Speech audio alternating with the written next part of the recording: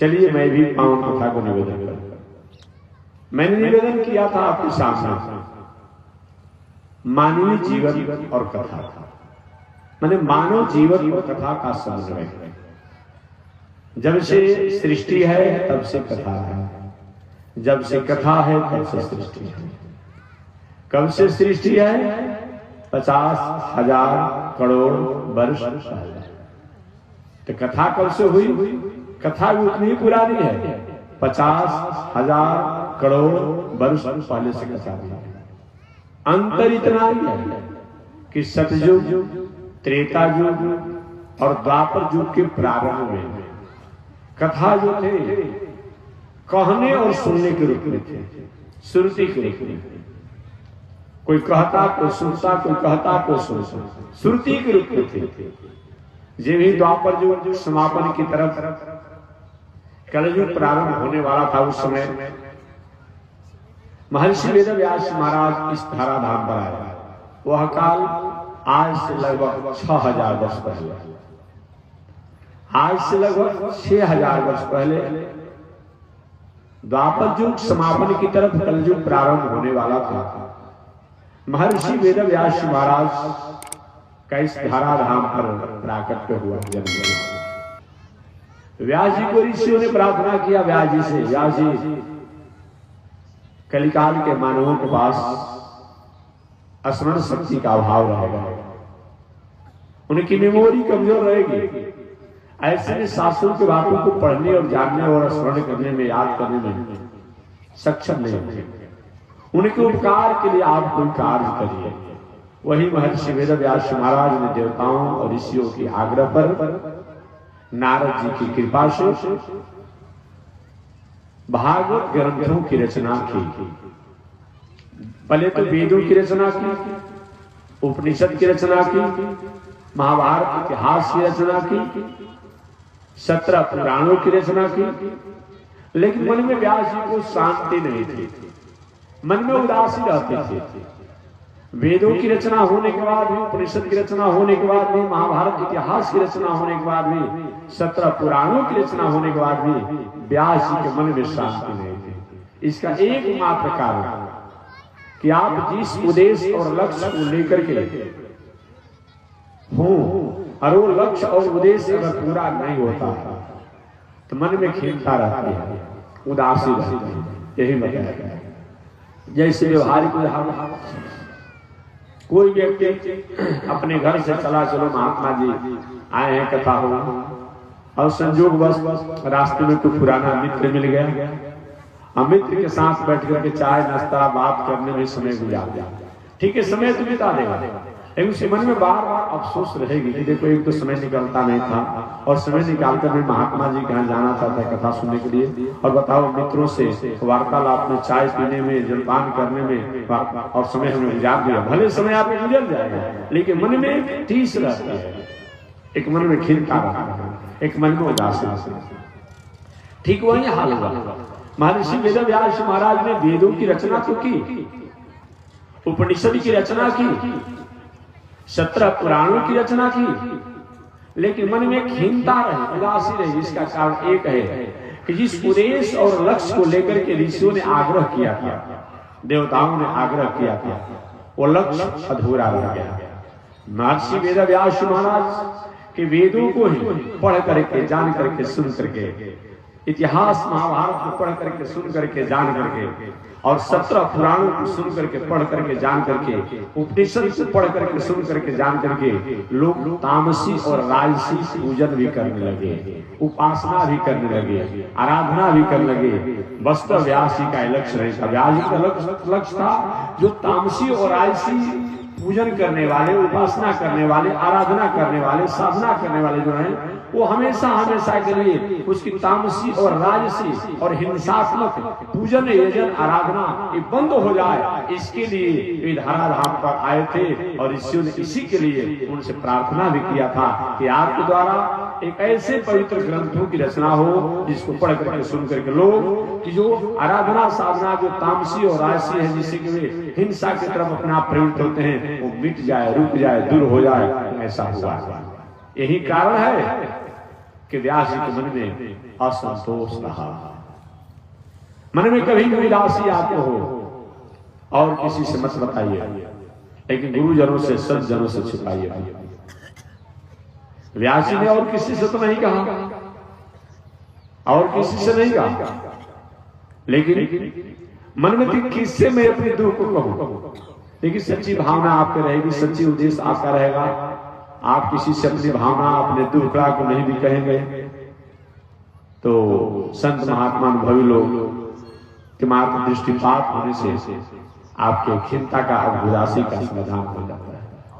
व्यास जी को अपने आश्रम पर बैठे थे, खीन और उदास हो गए, तो जीने का कोई मतलब नहीं होता है। क्या जीने से क्या मतलब होता है? देखिए, जैसे आपने अपने पुत्र को पढ़ाया लिखाया, बड़ा आदमी बनाया, विवाह शादी कर दिया और उसके बाल बच्चे भी हो जाए, कहीं पुत्र बेटा आपको गाली दे देता है, आपको मार देता है, होता है कब मर जाते तो अच्छा, क्या जीने का मतलब होता है? जिसके लिए मैंने इतना किया आज हमें जवाब सवाल कर रहा है। क्या मतलब होता है? क्या होता है पुत्र, क्या होता है अपने परिवार? और समझिए, पहले तो आप नहीं समझ सकते, लेकिन जब आपको मार दिया, प्रताड़ित कर दिया, नहीं अपमान कर दिया, तो बस आपको बार बार होता है क्या होता है पुत्र। अब खिन्नता हो जाती है, या तो इससे हम अलग हो जाते या तो कहीं मर जाते तो अच्छा होता। व्यास जी महाराज ने वेद उपनिषद इतिहास पुराणों की रचना की, और इतिहास पुराण वेदों की रचना और उस ग्रंथों के माध्यम से जब लोग तामसी और राजसी आराधना, पूजन और यजन जब करने लगे, तब व्यास जी के मन में खिन्नता हो गई, उदासी हो गई। क्या मतलब होता है? अब मर जाते तो अच्छा होता है, अब जीने का क्या कोई मतलब होता है? यही विचार को लेकर के व्यास जी अपने आश्रम पर थे। लेकिन वो रात मरे तो कैसे मरे? कैसे मरे? कि आपने से गला दबा के मर जाए, कि पर्वतों से कूद करके मर जाए, कि चट्टान से दब कर मर जाए, कि जल में डूब करके मर जाए, कि वृक्ष से कूद कर मर जाए? ऐसे विचार करे तो व्यास जी कोई मतलब नहीं अब जीने का, जी कर क्या करेंगे? अचानक उसी समय नारद जी का आगमन व्यास जी के आश्रम पर हो गया, और नारद जी का आगमन जो हुआ व्यास जी के आश्रम पर, तो व्यास जी ने नारद जी को प्रणाम किया, और प्रणाम जब किया तो नारद जी मुस्कुराते हुए कहे, व्यास जी उदास है क्या? अरे महाराज, आपने प्रणाम तो किया जरूर, लेकिन आपका मुखमंडल कि भाव को देख करके समझ में आ रहा है कि कहीं न कहीं आप उदास खीन है। क्या बात है? अरे महाराज, हिमालय में आकर के आप तपस्या साधना बनाने वाले, तपस्या ठीक से हो रही है? तपस्या में कोई संकट नहीं ना है? क्या आराधना साधना में कोई दिक्कत नहीं ना है? महाराज, आखिर आप उदास क्यों हैं? देखिए, कभी भी संत महात्मा से ये मत पूछिए कि हमारे हम ठीक ठाक है, अब आप ठीक नहीं है तो ठीक कर देंगे, नहीं। कभी भी संत महात्मा से समाचार जब पूछिए, देखिए महाराज जी इस समय भजन ठीक चल रहा है, अपने आप में भगवान का पूजन चल रहा है ठीक से, ये पूछिए ना। घर गृहस्थी में आप जो पूछते हैं, ठीक है परिवार कैसा है, बाल बच्चा कैसा है, आप मोटा है कि दुबला है कि पतला है, क्या हो तो व्यवहारिक बात है। लेकिन संतों से कभी अपने पूछिए, यही बात पूछिए, महाराज जी भजन पूजन ठीक चल रहा है अपने आप में, यही पूछिए अपने आप में, ये बताया। अब नारद जी क्या, व्यास जी इसमें पूजन जजन भजन ठीक ठाक चल रहा है ना? कि महाराज सब ठीक है चल रहा है। तब उदास किए महाराज आप ऋषि होकर के, आपके ग्रंथों द्वारा, आपके लिखने द्वारा समाज के लोग उदास लोग हंसते हैं, और सब आप उदास हैं, क्या बात है? व्यास जी का यही कभी समझ नहीं आ रहा है। रोगी को रोग हो जाएगा, लेकिन रोग क्यों हुआ, ऐसे समाधान क्या है, रोगी के पास नहीं होता। अगर रोगी जान जाता तो संयम हो जाता कि महाराज उदास तो है, मन में उदासी है, खिन्नता है, लेकिन क्यों उदासी खिन्नता है ये हमको पता नहीं है। नारद जी एक ही मिनट में समझ गए, व्यास जी मैं समझ गया, आपने समाज के लोगों के जीने के तरीका को अपने ग्रंथों के माध्यम से छीन लिया, लूट लिया। समाज के लोगों को अपने ग्रंथों द्वारा आपने भटकाने का मौका दे दिया है, भटकने का मौका दे दिया है। भला समाज के लोग आपके ग्रंथों से भटकेंगे, भटकाव में रहेंगे, पर आप शांति चाहते हैं? नहीं। ये जितने भी अपराधी होते हैं, याद रखिएगा, जो अपराध की दुनिया में छाए रहते हैं, भले ही दूसरे लोग तो दहशत फैलाते रहते हैं, लेकिन वो लोग कम भय में नहीं रहते हैं। लव शंका करना होगा तब, भोजन करना होगा तब, सोना होगा तब, चलना होगा तब, चारों तरफ देख लेंगे। 5-10 लोग उनके आगे पीछे अपने आप रहते हैं घूमने वाले, कोई आगे को प्रहार मत कर दे, कि धोखा मत हो जाए, तो कम नहीं भयभीत रहते हैं। दूसरे को आप भय दिखा करके, आप दूसरे को हिंसा करके आप चाहेंगे हम शांति से रह जाएंगे, कभी नहीं हो सकता। व्यास जी ने, नारद जी ने कहा, व्यास जी आपने दुनिया के लोगों को जीने के तरीका को छीन लिया। आपने अपने ग्रंथों के माध्यम से, वेदों के माध्यम से, उपनिषद के माध्यम से, महाभारत इतिहास के माध्यम से, 17 पुराणों के माध्यम से समाज के लोगों को अपने आप में जो कहीं सात्विक जीवन जीने के तरीका पर चलना चाहते थे, लेकिन पुनः आपने तामसी और राजसी यजन, पूजन और आराधना करने के आपके शास्त्रों द्वारा उनको उदाहरण मिल गया। महाराज भला दुनिया के लोग आपके ग्रंथों द्वारा इस तरह हो जाए और आप शांति चाहते हैं। ब्याज बोले, बाबा मेरा उद्देश्य नहीं था। मैंने तो कहीं कहीं वेदों उपनिषदों में तामसी और राजसी वाक्यों को, उपासना को लिख दिया इसलिए कि जो 365 दिन हिंसा करते थे, तामसी जीवन जीते थे, दोनों टाइम तामसी और हिंसा में जीवन में रहते थे, खान पान उल्टा था, तो कम से कम मैंने एक निवेदन कर दिया कि चलो भैया अश्वमेध जग करो, सुमेध जग करो, निर्मेध जग करो। ऐसा जब करोगे तो जीवन में एक बार करोगे, और एक बार जब करोगे तो कम से कम 364 दिन तो समय आपका छूट जाएगा, एक ही दिन मौका मिलेगा, और ऐसे धीरे धीरे छूट जाएगा। लेकिन लोगों ने क्या किया, पहले जो एक टाइम अपने आप उनका खाने वाले थे, पीने वाले थे, वो दोनों टाइम शुरू कर दिया। कहता है कि नहीं नहीं, हम तो अपने आप में व्यास जी के प्रमाण अनुसार, कल या परसों मैंने उदाहरण भी दिया था। कहते हैं लोग कि हम अवधूत परंपरा करें, अघोरी परंपरा करें। वो थोड़े मानता है कि हम धर्म करते हैं, मानता है लोग नहीं मानता है, वो तो मानता है कि धर्म करते हैं। दिन भर मध्यम मांस मीनम च मुद्रा मैथुन एव च, उनका अपने आप मकार में जो मुख्य शिक्षा है, मध्यम पित्वा पित्वा पुनः पित्वा, इतना पियो इतना पियो कि पी करके बेहोश हो जाओ, वो सबसे सिद्ध है। मध्यम मांसम मांस मीनम च, जैसे खीरा ककड़ी फूट हुआ खा जाते हैं तो सीध वही कहलाएगा जो अपने आप में कांचा मछली को भी खा जाए, यही मानता है। मध्यम मांसम मीनम च मुद्रा मैथुन एव च, और अपने आप में एक भैरवी चक्र होता है, उसमें कोई भी आगे उसके साथ दुष्कर्म कर दिया जाए तो उसमें नहीं माना जाएगा। इस तरह से अपने आप में है, इसी को मोक्ष मानता अपने आप में, वो भी तो कहीं के प्रमाण देता है ना। इसलिए आज कुछ लोग तांत्रिक विचार से रहते अपने आप को, कहते हैं को भी तो शास्त्र में है, लेकिन तांत्रिक जहाँ विचार होता है, मारण मोहन उचाटन वशीकरण इत्यादि जो मंत्र जहाँ है, वहाँ और कुछ बातें लिखा है।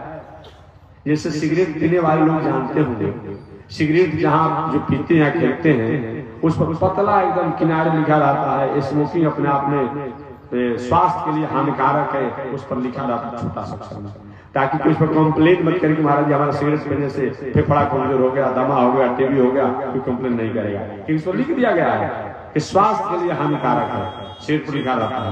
ठीक उसी प्रकार से अपने आप में बताया गया है, जहाँ तंत्र मंत्र की विद्या है, उस तंत्र मंत्र की विद्या में वही पर लिख दिया है कि जो तंत्र मंत्र की ऐसी विद्या करता है वो मर करके अधोगति को प्राप्त करता है, वहीं पर लिखा हुआ है। ये तो बात को ध्यान देता नहीं है, अब हम नहीं कहते हैं।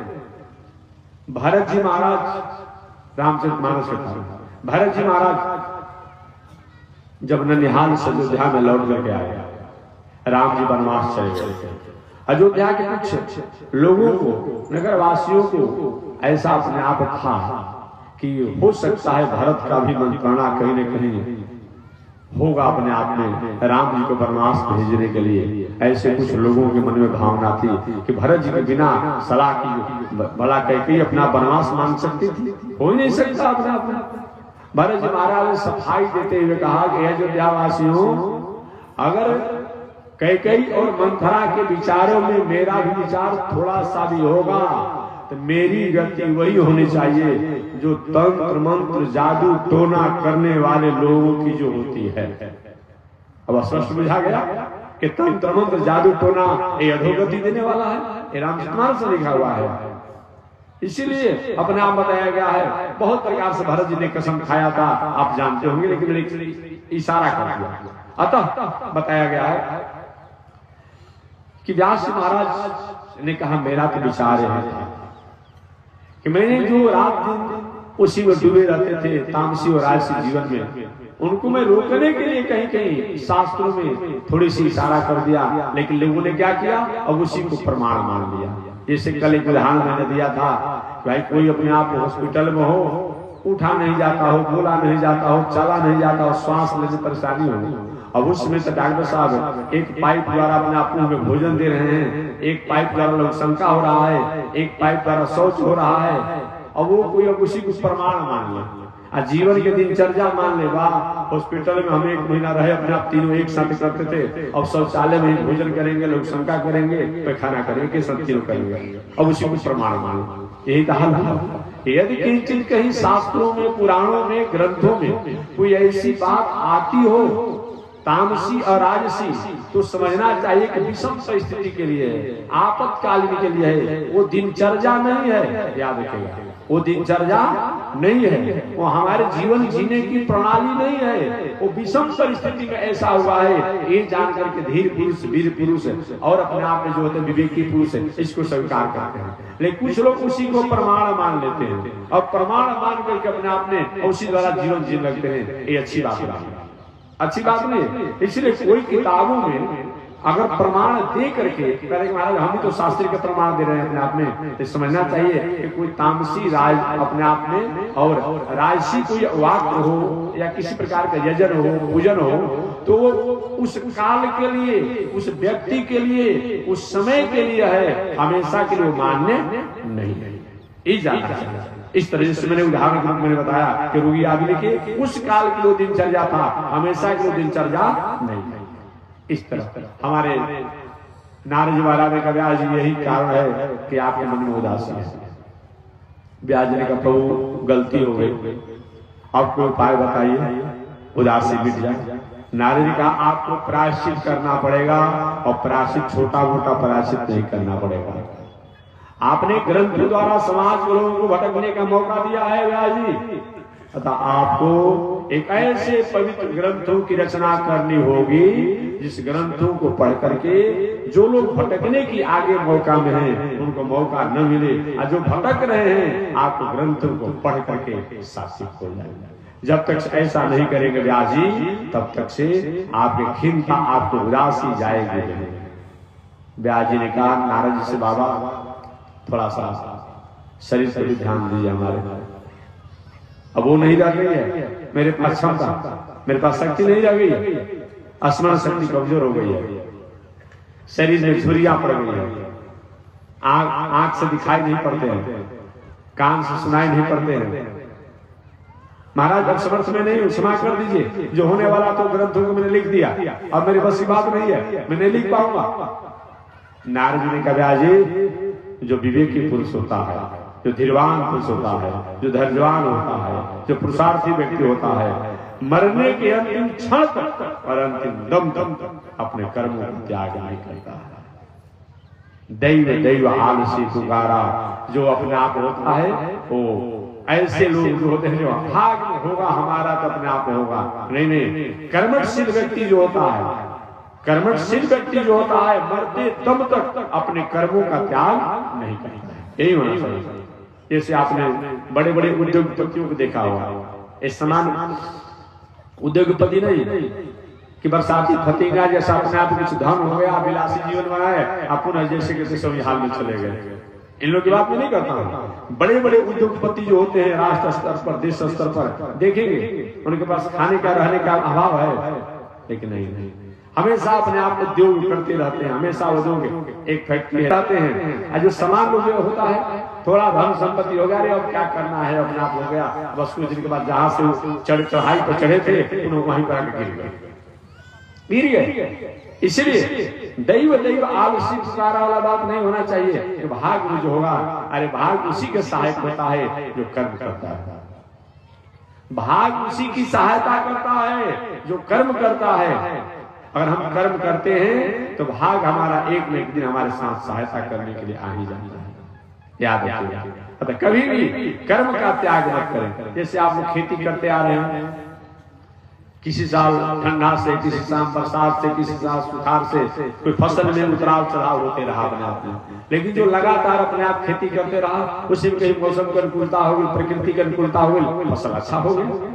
कोई कहेंगे नहीं, एक साल कहीं किसी फसल कोई मारा गया, कहीं अपना आप नहीं हुआ, विषम परिस्थिति आई और खेती करना छोड़ देगा, क्या करना है जब घाटे लग रहा है। तो जब कोई प्रकृति के मौसम अनुकूलता जो हो गई, तो जो और फसल प्राप्त किए और प्राप्त करेगा नहीं करेगा। अतः हम कर्म करते रहे और कर्म ये जाने कि सफलता में असफलता और असफलता में सफलता छुपा रहता है। कभी कभी सफलता में भी असफलता छुपी रहती है, कभी कभी सफलता में हमारे पास सब कुछ असफलता छुपी रहती है, और कभी कभी असफलता में भी सफलता छुपी रहती है।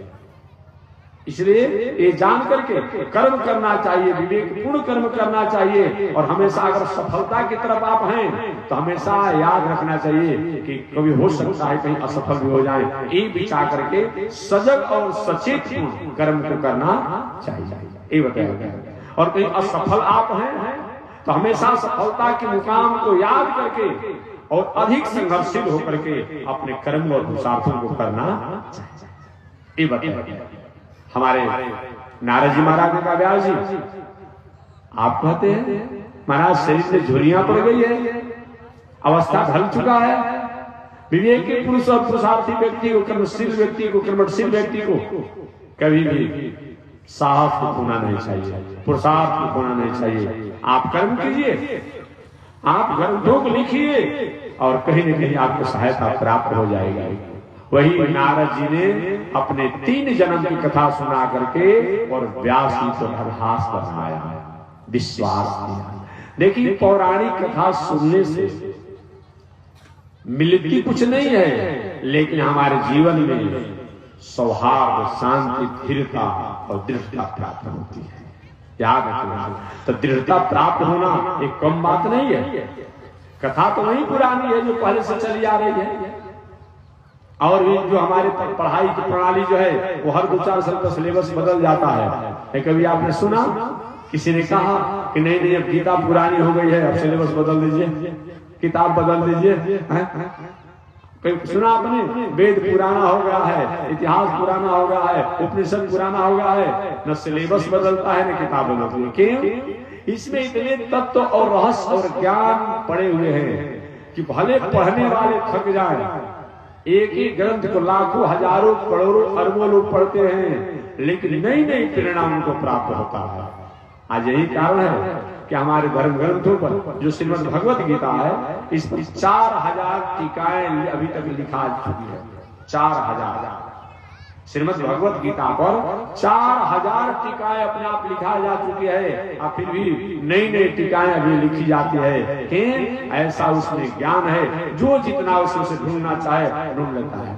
जैसे समुद्र का जल और समुद्र, अब कितना भी कोई समुद्र के जल से अपना काम ले वो घटने वाला नहीं है। आप थक जाएंगे, आपका परिवार थक जाएगा तो घटता नहीं है। जिसकी आवश्यकता पड़ती है वहां उसमें से नमक को निकालता है, साल्ट निकालता है, कोई मोती चुनता है, कोई सिप चुनता है, कोई इसमें से मछली मछुआरा भी प्राप्त करता है। भले कुछ लोग करें, लेकिन वो जहाँ अथाह तो अथाह है अपने आप में। ठीक उसी प्रकार से बताया गया है। ऐसा जानते हुए बताया गया है कि हमारे ग्रंथों में कोई ऐसी नौबत नहीं आई जिनके सिलेबस को बदल दिया गया, किताबों को बदल दिया गया। हमारे नारद जी महाराज ने कहा, व्यास जी आज ये विवेक को कर्म करने का फल है कि आपके सामने जो नारद खड़ा है, नारद जी अपने बारे में बताएगा, ये नारद जो खड़ा है कहीं किसी काल में किसी समय में एक गंधर्व का बेटा था, दूसरे जन्म में यह नारद दासी का पुत्र था, और तीसरे जन्म में नारद आज आपके सामने जो है आज देवर्षि बना हुआ है। ये नारद की नहीं है, एक विवेकपूर्ण एक कर्मों का फल है कि विवेकपूर्ण पुरुषार्थ कर्मों के फल के कारण कहा गंधर्व का बेटा आज देवर्षि नारद बना हुआ है। अतः हे व्यास महाराज, आप भी विवेकपूर्ण अपने आप के ग्रंथों को रचना करें और निश्चित रूप से सहयोग हो जाएगा। सहयोग हो जाएगा। और नारद जी ने अपने 3 जन्म की कथा सुना दिया कि व्यास जी ने पूछा, बाबा आप गंधर्व पूर्व जन्म में? हाँ, मैं गंधर्व का बेटा था। और दूसरे जन्म में आपने कहा कि दासी पुत्र? हाँ। महाराज ये कैसे हुआ, इस चरित्र को सुना दीजिए, चरित्र को सुनाइए। वही नारद जी ने अपने 3 जन्मों की कथा सुनाई। तो मैं भी संक्षिप्त सुनाता हूं। नारद जी ने कहा कि व्यास जी, मैं पूर्व जन्म में, प्रथम जन्म में गंधर्व का बेटा था। अजी गंधर्व किसे कहते हैं? गंधर्व तो आप जानते हैं, जिनके वंश परंपरा के लोगों के यह दिनचर्या है कि अर्थ कामा, अर्थ की कामना से अपने कला कुशलता और गायन करके, अपने कला कुशलता और गायन का प्रदर्शन करके समाज के लोगों द्वारा उस कला कुशलता के प्रदर्शन द्वारा जो उन्हें धन प्राप्त होता है, उससे अपने जीवन की प्रवृत्ति करते हैं। उसी का नाम का है गंधर्व। गंधर्व अर्थ कामा। नारद जी ने कहा, मैं प्रथम जन्म में गंधर्व का पुत्र था, लेकिन व्यास जी सबसे बड़ी आश्चर्य थी। नारद जी कहते हैं, मैं गंधर्व का पुत्र तो था, लेकिन कभी भी अपने वाणी द्वारा मैंने अश्लील और अमर्यादित गान नहीं किया। मैं गंधर्व का पुत्र था, लेकिन अपने वाणी द्वारा कभी भी अश्लील और अमर्यादित गान नहीं किया, गायन नहीं किया, क्योंकि वाणी पर सरस्वती देवी का वास होता है। सरस्वती देवी का वास होता है, ऐसा जान करके इस मुख में न कोई अपवित्र चीज डालना चाहिए, जिसके द्वारा अपवित्र भाषा का प्रयोग होना चाहिए। इसीलिए बताया गया, कहते हैं इससे सरस्वती देवी कुपित होती है। आजकल के लड़का लोग महाराज जी पढ़ते तो हैं, लेकिन याद नहीं रहता। मुर्गा के अंडा खाएंगे याद रहेगा, सुबह सुबह जगने के बाद तो दिमाग ठीक होता है। अरे दिमाग ठीक होता है कि जो दिमाग वो भी भ्रष्ट हो जाएगा। अब बताइए, मुर्गा मुर्गा आप देखे ना, जितना गंदगी रहता है उसमें से चुन चुन कर खा जाता है। अब उससे बने हुए अपने आप में उस अंडे को आप खाएंगे और आपका दिमाग ठीक होगा।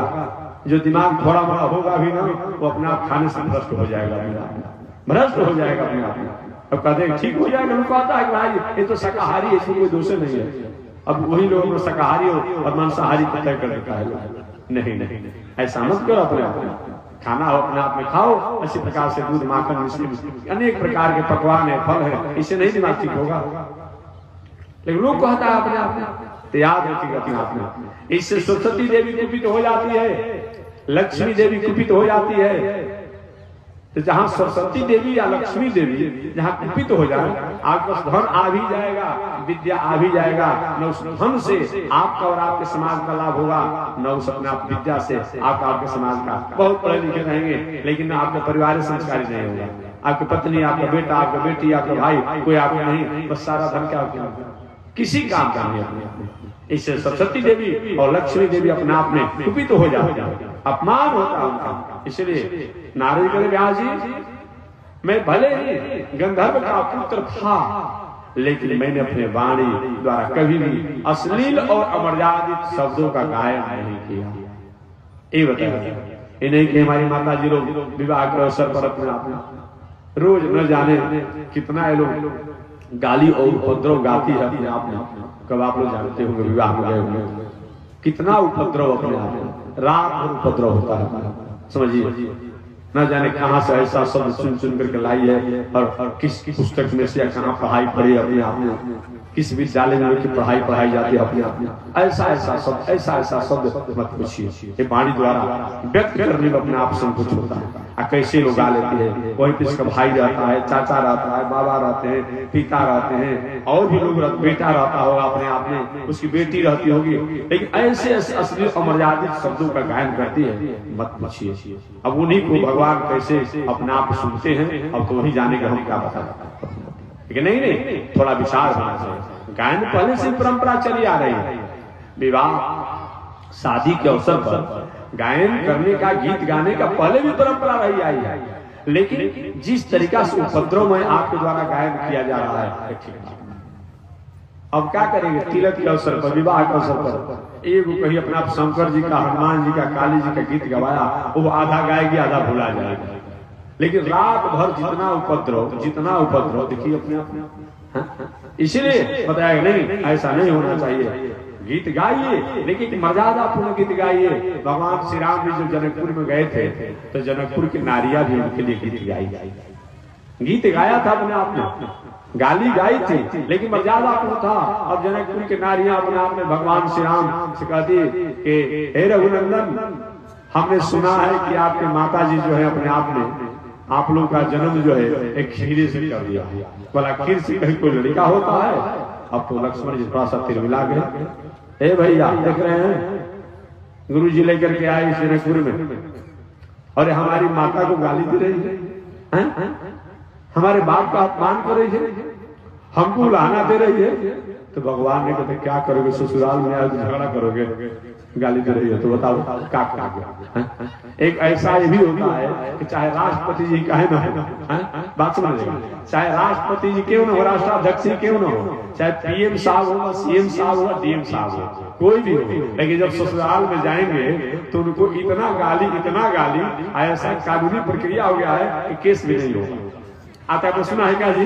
हम नहीं सुने कि कोई विवाह में गया हो और किसी ने गाली दे दिया हो अपने आप में, कोई केस दिखाने गया हो। अरे न्यायाधीश भी क्यों ना हो, सुप्रीम कोर्ट से लेकर के लोअर कोर्ट तक, अगर उनको भी गाली सुनना पड़ेगा तो केस फौजदारी नहीं होगा। कोई केस करने भी जाएगा तो वकील साहब ने केस लिखेंगे ना, जज साहब केस को सुनेंगे। ऐसी प्रणाली आज तक चली आ रही है अपने आप में। भगवान श्री राम ने कैसे बताओ लक्ष्मण, तुम ससुराल में आए हो, विवाह होना भी बाकी है, क्या करोगे, झगड़ा करोगे, बताओ। अगर गाली दे तो क्या करोगे? नहीं ऐसा नहीं होगा। हमारी अभी तो कहीं रहे थे कि हमारी माता को हमारे पिता गाल गए, तली के बाबा को गाली देना शुरू कर दिया कि राम जी का दोष नहीं है, इनके वंश परंपरा में लोग कोई घाड़ा से हो जाता है, कोई जल से हो जाता है, कोई कलश के पानी से हो जाता है, ऐसा गाली दे रही थी अपना। देखो हम कुछ नहीं करेंगे, जाओ गुरु जी लेकर के आए विश्वामित्र बाबा, उन विश्वामित्र बाबा से जाकर अब गए लक्ष्मण जी थोड़ा से ऐसा उतार है कि गुरु जी एक गाली देने के लिए बुलाए थे, जिस हमारे सूर्यवंशियों को, रघुवंशियों को, 108 वंशियों को अंगुली तक कोई नहीं दिखाया और इस भरी सभा में गाली दिया जा रहा है। विश्वामित्र बाबा ने कहा क्या करोगे, विवाह के अवसर पर ही रही होता है, इसमें क्या कर कोई उपाय कीजिए अपने आप में, ऐसा नहीं मैं बर्दाश्त करूंगा। तो विश्वामित्र बाबा लक्ष्मण जी की भावना को समझेंगे कि ऐसे सावतार अपने आप में कि सुनो, अगर तुम चाहते हो कि गाली न दिया जाए तो एक उपाय है, तुम अपने भैया से कह दो, तुम्हारे भैया चाहेंगे राम जी तो गाली देना बंद हो जाएगा। अच्छा तो उन्हीं क्या गाली हो रहा है क्या? हाँ, क्या किया जाए गुरु जी? क्योंकि अपने भैया से कह दो जो गाली देने वाली नारियां जो अटारियों पर चढ़ करके, छतों पर चढ़ करके जो गाली दे रही है, थोड़ा सा नीचे जो सिर किए हुए, कितनी मर्यादा में राम जी जीवन भर मर्यादे में रह। यही ने क्या हुआ कि जो साधारण अयोध्या का एक नागरिक जो है उनको उंगली उठा दिया, लोकापवाद का। कृष्ण भगवान के नहीं, जब जैसा काम अनुकूल होगा वही हम काम करेंगे। मर्यादा त्रेतावतार में हम आए थे, रामावतार में आकर के मर्यादा दिखाए, मर्यादा से कुछ मिला नहीं, जैसा अनुकूल होगा वैसा काम करेंगे। अब राम जी चुपचाप नीचे सिर करके बैठे, विश्वामित्र बाबा ने चाहे ऊपर अगर सिर करके देख लेंगे तो कमाल हो जाएगा। जाकर काम में गुरु जी ने कहा कि गाली जो दिवाने का काम है तुम्हारे भैया कर रहे हैं। अच्छा क्या यही गुरु जी ने कहा? कैसे अपना गाली नहीं देगी हमारी माता को, कैसे? तो लक्ष्मण गुरु जी ने कहा कि तुम्हारे भैया ऊपर की तरफ थोड़ा दृष्टि करेंगे बस हो जाएगा। सही बात, यही अपने आप राम जी नीचे जो सिर के ऊपर की तरफ जितकी कौन गाली दे रही है। अब जो दशरथ जी को और कौशल्या जी को जो गाली दे रही थी नारियां, वो क्या के जनक जी को गाली देना शुरू कर दिया। जनक जी को गाली देना शुरू हो गया। उनके नेत्रों में कमाल ऐसे अपने आप में देखने में ऐसा नेत्र होना चाहिए। ये बताया गया है। आज की बात नहीं कि विवाह हो रहा है, विवाह से पहले अपने आप में सबसे हंसी मजाक सारी गंभीरता में रहे, कम से कम तब न मर्यादा होगा अपने आप में। क्या मतलब होता है?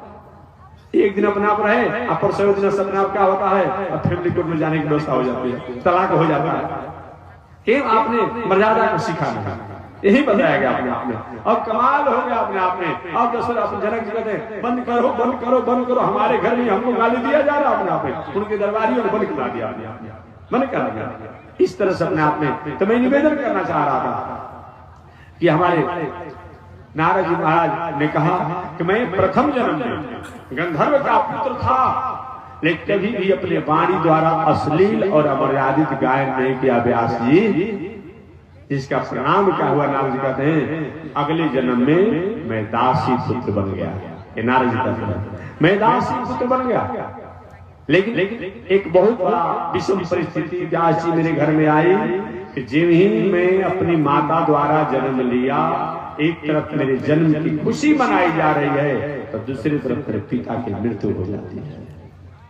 घर में बहुत बड़ा मातम छा जाता। एक तरफ मेरे जन्म की प्रसन्नता तो है, लेकिन दूसरी तरफ मेरे पिता के मृत्यु का शोक है। मेरी माता को किसी तरह मेरी माता ने मुझे अपने आंचल अपने गोद में लेकर के हमें संभाला और मेरे पिता का संस्कार किया। आगे कहते हैं नारद जी, व्यास जी, जब मैं दासी पुत्र के रूप में जब जन्म लिया, मेरी माता के पास मेरी परवस्ती करने का कोई बहुत बड़ा आधार नहीं था, सहारा नहीं था। मेरी माता ने मेरे पिता का संस्कार करने के बाद मेरे को अपने गोद में अपने आंचल में लेकर के और जंगल की राह पकड़ लिया। कहते हैं नारद जी, जाते जाते एक गृहस्थ ऋषि के आश्रम पर मेरी माता गई। कहते व्यास जी, मेरी माता गृहस्थ ऋषि के आश्रम पर तो गई और वही गई, बाबा ये दासी है, एक बेटा छोटा सा है, मैं चाहती हूँ आपके आश्रम पर रहना। देखिए पहले भी सभी महात्माओं के आश्रम पर जाने का रहने की परंपरा बताई गई थी। आज भी होनी चाहिए, आज भी होनी चाहिए। ऋषि किसे कहा जाता है? गृहस्थ किसे कहा जाता है? महर्षि किसे कहा जाता है? ऋषि का मतलब होता है जो बाल बच्चा परिवार पत्नी से संपन्न होकर के भी भले गृहस्थ आश्रम में हो, लेकिन उसका दिल, उसका दिमाग, उसका मन, उसका बुद्धि, उसका चित्त, उसका व्यवहार परमात्मा से संबंध सबका जुड़ा हुआ हो, वह गृहस्थ ऋषि।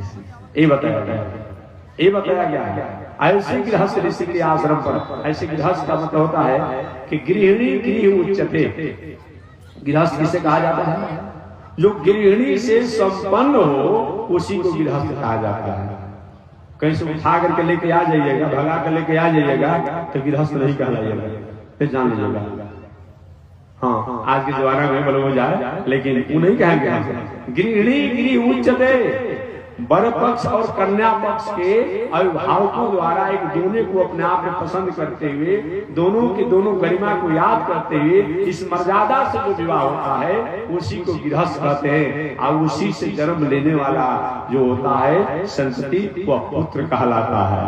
न तो और लोग पुत्र के समान दिखाई पड़ेंगे, लेकिन पुत्र नहीं होंगे अपने आप में, ये जान लीजिएगा अपने आप में। इसीलिए नारद कहते हैं कि मेरी माता गृहस्थ ऋषि के आश्रम पर गई और ऋषि गृहस्थ थे, बाल बच्चेदार थे, परिवार पत्नी सब संपन्न थे, उनका और भी स्त्रियां रहती थी।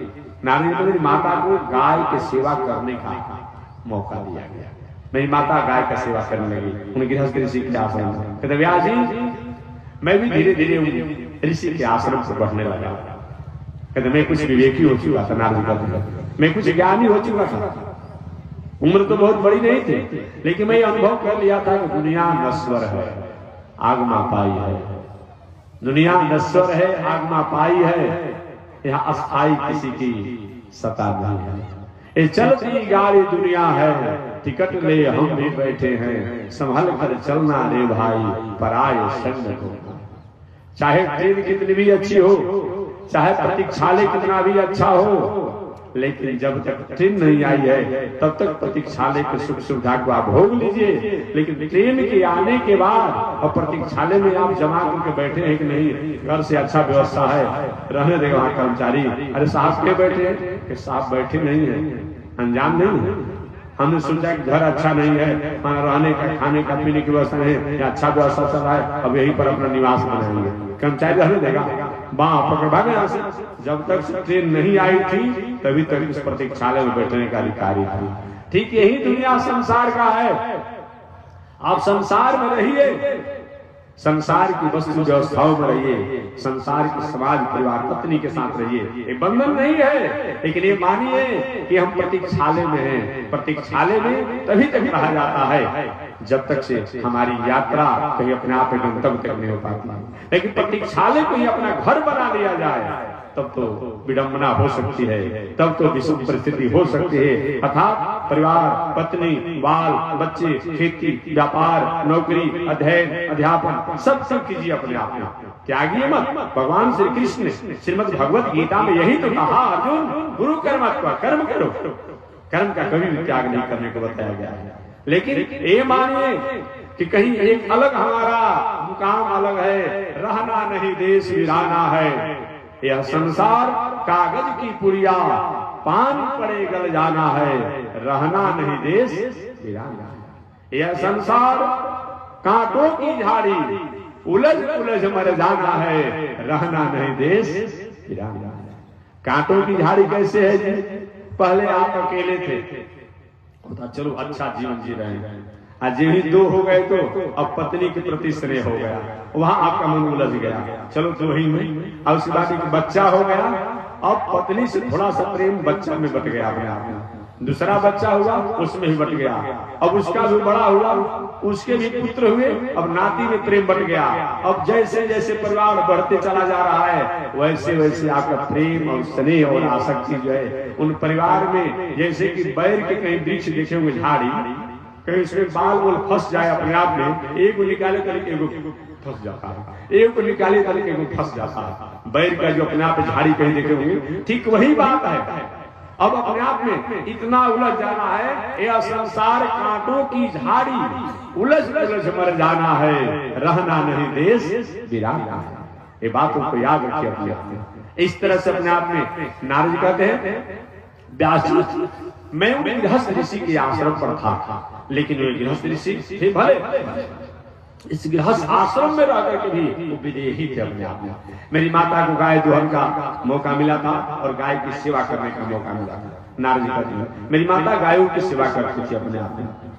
समय पाकर कुछ दिनों के बाद नारद जी कहते हैं कि मैंने देखा कि सन्यासी संत महात्मा जग करने के लिए चतुर्मास करने के लिए आ गया, और 4 महीना तक सन्यासी चतुर्मास करने की परंपरा में आ गए।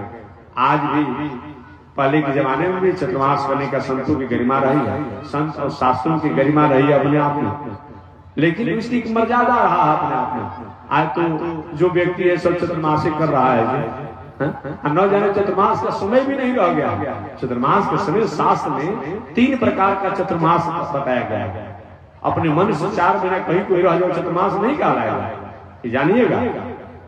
अब लोग देहातों में भरमा देते हैं कि चतुर्मास में होता क्या है, कोई भी संत महात्मा अमलात्मा विमलात्मा ज्ञानी जो है कहीं अपने आप में 12 महीना में 4 महीना बरसात के समय में एक जगह रह करके भगवान का चिंतन ध्यान निध्यासन करना एक चतुर्मास व्रत है, ये बताया गया है। उस चतुर्मास व्रत के अवसर पर बताया गया कुछ दिनचर्याएं होती है, इतना जप करना है, चीज नहीं खाना है, ऐसे नहीं करना है, नदी नालों को बहुत पार मत कीजिए, बहुत कुछ बताया गया है। उस नियम को पालन करना चाहिए। वो चतुर्मास 3 प्रकार का कौन कौन है?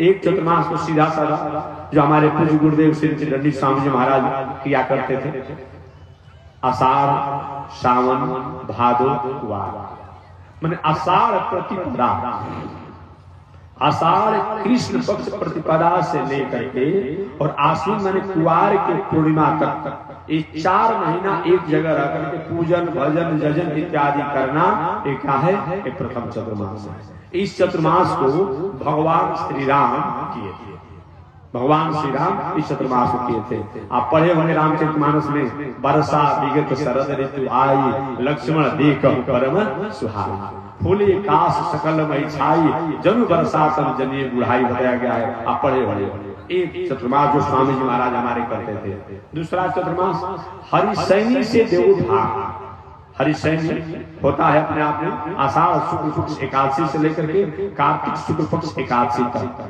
ये भी अपने आप में एक दूसरा चतुर्मास बताया गया है। और दूसरा चतुर्मास बताया गया है पक्षा वही मासा, पक्ष को भी महीना कहा जाता है।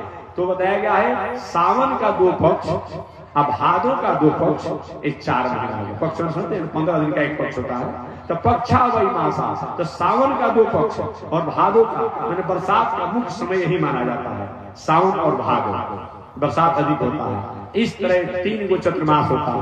अब ये नहीं कि जब कोई 4 महीना कहीं बढ़ जाओ चतुर्मास से कहा आके नहीं लोग ये और सबसे बड़ी विडंबना है संत महात्मा ज्ञानी के लिए ये अभी नहीं कि 6 महीने घर रहता है और 4 महीने घर का खेती कराएगा, आया के कहीं झंडा करके चतुर्मास करता है, अपने घर जाकर परिवार पत्नी बाल बच्चों के साथ बना रहता है, और जब देखता है कुछ अपने आप आय के स्रोत की बात है तो आकर झंडा गाड़ कर अपने आप बन जाता है। कहीं के संत महात्मा के पेट पर लात मारो भाई, जाओ ना करो अपने आप पर कोई काम करो। इस संत महात्मा में ऐसा ही कर रहा है लोग, 100 में लगभग 98% ऐसे ही लोग हैं। दाढ़ी मुश्त भाई तो प्रकृति कहते हैं 2-4 महीना में बढ़ जाएगा, लाल कपड़ा बाजार में मिल जाएगा, कमंडल त्रिशूल कहीं दुकान पर मिल जाएगा, अपने आप में यही सतबास में होता है, भेष बना लेता है। लेकिन उसको पहले का और उसके बाद का दिनचर्या देखिए अपने आप में, न समाजी के कोई अपना उसको सामाजिक व्यवस्था से मतलब है, अब रहता है घर परिवार पत्नी बाल बच्चों के साथ, लेकिन समाज में अपने आप झंडा गाड़ उड़ कर अपना करता है। लोगों का भी अपने आप में कभी कभी प्रश्न करता है कि महाराज जी अमुक संत आए कोई झंडा गाड़ा कोई कुछ किया, अब बिना झंडा गाड़े कार्यक्रम शुरू कर दिए। हमने कहा कि हमसे शास्त्र प्रमाण पूछिए ना, कहीं ऐसा किताब में लिखा है क्या कि कोई कथा कहे कोई जगह तो झंडा गाड़ ही देना चाहिए अपने आप में? हम तो नहीं सुने। अरे दूसरी बात छोड़िए, हमारे महापुरुष जो पूज्य गुरुदेव सिद्ध दंडी स्वामी जी महाराज थे, वो जग के अवसर पर जगशाला में अपने आप में झंडा की बात करेंगे तो झंडा तो वो गड़ा हुआ है भाई, ये बना है कि नहीं बना है? ये झंडा नहीं अब समझ आ रहा है, बताइए ना। कहते हैं महाराज हनुमान जी का झंडा नहीं गड़ा, हनुमान जी झंडे पर रहेंगे, हनुमान जी अपने आप इस फोटो में नहीं है, अपने आप में यहाँ नहीं है। लोग कहता है ऐसे कुछ उन लोगों द्वारा ऐसा दिग्भ्रमित अपने आप व्यवहार और प्रचार कर दिया गया है और उसी को लोग धर्म मान रहा है। महापुरुषों ने जो आचरण था उसको नहीं मान रहा अपने आप में, लेकिन वही मूल्य हो गया अपने आप में। अरे झंडा अपने आप ही कहाँ लिखा है कि अपने आप कोई पूजा पाठ करे तो नहीं अपना हनुमान जी का झंडा गाड़ी के शुरू कीजिए, ऐसे थोड़ी कहीं अपना लिखा हुआ नहीं। इसलिए बताया गया झंडा मतलब एक होता है कि हम कार्य प्रारंभ, झंडा किसी प्रकार का गाड़ने का मतलब क्या होता है कि भाई हम किसी प्रकार का जो कार्य का एक प्रारंभ की सूचना है अपने आप में हमने वहां कर दिया, लेकिन वो सूचना अपने आप हम संकल्पों द्वारा कर सकते हैं, हम संकल्पों द्वारा कर सकते हैं, ये बताया गया है। जग में हो रहा उसमें झंडा गाड़ कर अपने आप कहते हैं। हम लोग साथ में रहे स्वामी के, हमने तो कभी स्वामी जी के जमाने में जब तक हम रहे या पहले ये नहीं कि स्वामी जी को अपने आप झंडा गाड़ा गया अपने, लेकिन नया नया लोगों द्वारा चल रहा है। वही जो 6 महीना घर रहता है 3 महीना अपना घूम करके जग करता है और सब ले देके सब घर पहुंचा देता है, बड़ा ज्ञानी बना हुआ है, वही तो लोग करता है अपने आप में। नहीं अपने आप में शास्त्र की बात पूछिए ना अपने आप में, तब न बताया जाएगा आपसे। एक लोगों ने पूछा अपने आप के महाराज जी स्वामी जी का अपने आप में आरती होता था कपूर से दीप से, हम स्वामी जमाना में जानते हैं केवल उतना ही आरती आप जानते हैं, शीत आरती होता है, पुष्प से भी आरती किया जाता है, तुलसी पत्र से भी आरती किया जाता है। तो हम भाई यही अच्छा लगता है, किसी कोई झंझट नहीं है, अपने आप में एक तुलसी पत्र से आरती कर ले, भी शीत आरती कहा जाता है। याद रखिएगा अपने आप में। कभी कभी एक जगह थोड़ा सा घटना दुर्घटना हो गया था कि कभी अपने आप को आरती करने वाले लोगों द्वारा कुछ संयम के कारण कपूर कहीं अधिक डाल दिया, कहीं कुछ कर दिया, तो थोड़ा सा जहाँ था कुछ कहीं गई अग्नि की अपने आप में विवस्था हो गई थी, तो हमने कहा कि नहीं तब शास्त्र की बात है ही अपने आप में यही किया जाए, तुलसी पत्र द्वारा अपने आप शीत आरती होता है। तो शास्त्रीय बात में पूछिए हमसे कि शास्त्र के कोई है और आपके मन में ये होता था, ऐसा क्यों नहीं कर रहे, ये कोई थोड़ा मतलब होता। तो मैं निवेदन करना चाह रहा था कि हमारे व्यास महाराज ने नारद जी की जीवन चरित्र को सुना। कहा नारद जी ने व्यास जी मैं अपना प्रथम जन्म में गंधर्व का पुत्र था, लेकिन दूसरे जन्म में मैं जब दासी पुत्र बन गया, मेरे पिता की मृत्यु के बाद मेरी माता ने गृहस्थ ऋषि के आश्रम में जाकर के गोद में लेकर के मेरा लाड प्यार स्नेह किया। वह गृहस्थ ऋषि के आश्रम पर माता रहने लगी और अचानक संत महात्मा सन्यासी लोग उन गृहस्थ ऋषि के आश्रम पर चतुर्मास करने के लिए आ गए और कथा लोग प्रारंभ कर दिए। सन्यासी लोग जो आए थे अपने आप में, और समय बीतते बीतते बीतते नारद कहते हम भी बहुत बड़े तो नहीं थे, लेकिन संत महात्मा के आश्रम बहारने का काम करते थे, झाड़ू बहारू का काम कर देते थे, चुपचाप बैठ कर कथा सुन देते। अच्छा समय बीतने में देर नहीं लगता है। देखिए यही पर 2 महीना 3 महीने से कार्यक्रम का अपना समय लिया गया था, लेकिन कैसे 3 दिन समय बीत गया और 1-2 दिन बचा है, बस अब अपने आप में 14 तारीख बचा है, 15 तारीख बचा, 2 ही दिन याद कर रहा है। कैसे बीत गया, समय तो बीतता अपना सार, लेकिन अच्छा समय बीतने में देर नहीं लगता है अपने आप, उसी में अपने आप रहते हैं। बताया गया है, नारद जी कहते हैं वो सन्यासी जाए तो जो चतुर्मास करने के लिए उनका 4 महीने का समय बीत गया। अब वो सन्यासी महात्मा अपने शिष्यों के साथ जब जाने लगे, नारद जी एक बैग तो मालूम पड़ा दुनिया उदास है, अरे ये दुनिया तो नश्वर है अपने आप में। नारद जी कहते कि हे व्यास जी, मैं दौड़ते हुए गया और सन्यासी जी के चरणों को पकड़ लिया, और पकड़ लिया, कहा बाबा जा रहे हो, 4 महीना मैंने सेवा किया है, हमें भी कुछ आधार दे दीजिए ना, हमें भी कुछ अपने आप जीवन जीने का तरीका बता दीजिए ना, आत्मनिर्भर जीवन जीने की कला बता दीजिए, कैसे मैं जीऊं, हमको साथ से चलिए, मैं आपका कमंडल हमेशा रखूंगा, लोगों को साफ करूंगा, आपकी आसन की सफाई करूंगा। अब ऐसी वार्तालाप हो ही रही थी, नारद जी अचानक मेरी माता जी को पता चला कि मेरा बेटा उन सन्यासी के साथ साधु बनने के लिए जा रहा है। ये माता जी लोग संत महात्मा के प्रति आदर करती है, लेकिन बेटा कहीं साधु बन जाए ऐसे थोड़ा भूसा देख रेख करते रहते हैं। चोर बन जाए कोई मतलब नहीं है, हर 15 दिन में उनका बिल कराते रहेगा अपने आप में, लेकिन साधु न बने अपने आप में, ध्यान रखना अपने आप में। और नारद जी कहते मेरी माता दौड़ते हुए आई और आकर साधु बनने